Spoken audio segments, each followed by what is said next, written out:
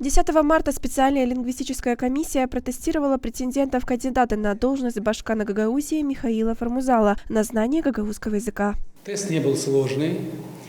Просто с непривычки, когда ты не читаешь на латинице, немножко надо вникнуть в текст. И экзаменационная комиссия, она дает тебе полчаса времени, чтобы ты этот текст прочитал один раз, хотя бы. Вот. И я считаю, что это правильный подход.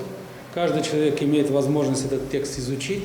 Тест состоял из 2 частей. Михаил Формузал справился с заданиями. Это правильное решение, которое было принято депутатами Народного собрания, что башканы должны сдавать тест на знание гагаузского языка.